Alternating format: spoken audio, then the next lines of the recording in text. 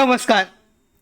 संजय गांधी निराधार अनुदान योजना या योजनेअंतर्गत लाभ घेणारे जे सगळे निराधार बांधव आहेत, विशेषतः ज्येष्ठ नागरिक असतील, आजारी व्यक्ती असतील, दिव्यांग बांधव असतील, यांच्यासाठी महत्त्वाचे अपडेट म्हणजे त्यांचा जो पेन्शनचा हप्ता जर रखडला असेल, मे असेल, जून महिन्यासाठी असेल, तर अजूनही तो आला नसेल, तर त्यांच्यासाठी महत्त्वाची अपडेट आपण काल दिली होती की त्यांचा पेन्शनचा हप्ता 15 तारखेपर्यंत तरी 100% येणार नाही आहे.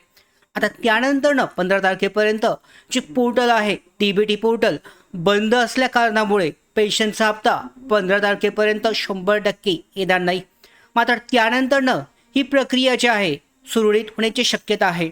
तर त्या अगोदर 15 तारखेपर्यंत ज्या लाभार्थ्यांना हप्ता आलेला नाही आहे त्यांनी नक्की काय करायला पाहिजे याच्याबाबत सखोल माहिती मार्गदर्शन आपण आजच्या व्हिडिओमध्ये करणार आहोत.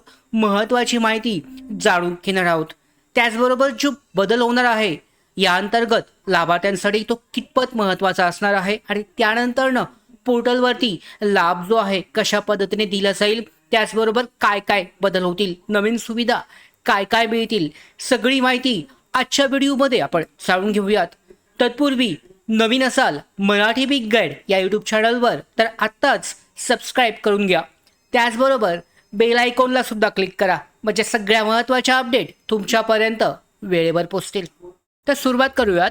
सगळ्यात महत्त्वाची जी अपडेट आहे, संजय गांधी निराधार योजना, श्रावणबाळ योजना आणि सामाजिक सुरक्षा पेन्शन योजनांच्या लाभार्थ्यांसाठी एक महत्त्वाची अपडेट समोर आलेली आहे.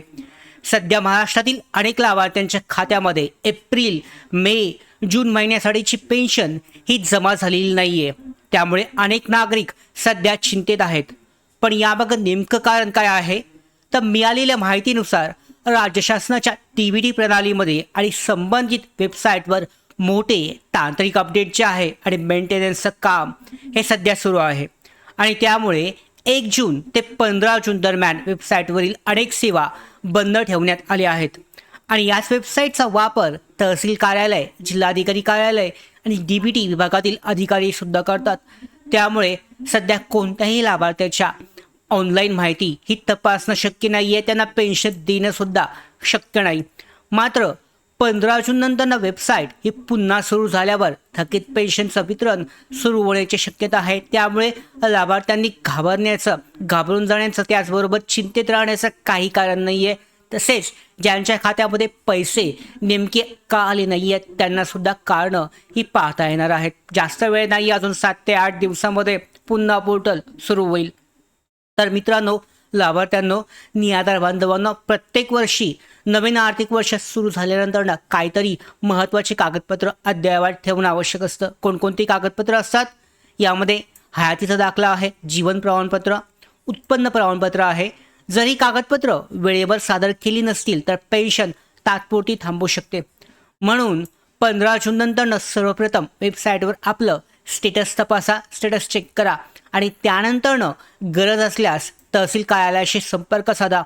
ही माहिती इतर सगळ्या लाभार्थ्यांपर्यंत पोचवा, कारण महत्त्वाचे अपडेट आहे. पाहू शकता सध्या तुमच्या हातामध्ये काय आहे, तर तुमचे कागदपत्र जर जमा झाले नसतील तर ते जमा करा. निराधार शाखेमध्ये तुमची कागदपत्र घेतली जातील. लाईफ सर्टिफिकेट जे आहे ऑनलाईन काढलं जातं, हयातीचा दाखला तो सुद्धा काढून घ्या. आणि अशा पद्धतीने ही सगळी प्रक्रिया पूर्ण केल्यानंतर मात्र 100% 15 तारखेनंतर तुमचा जो राहिलेला रखडलेला हप्ता आहे, एप्रिल, मे असेल, जून असेल, सगळे हप्ते तुम्हाला 100% मिळतील. या संदर्भातल्या पुढच्या सगळ्या महत्त्वाच्या अशाच अपडेट मिळवण्यासाठी मराठी बिग गाईड या यूट्यूब चॅनलला सबस्क्राईब करा. धन्यवाद.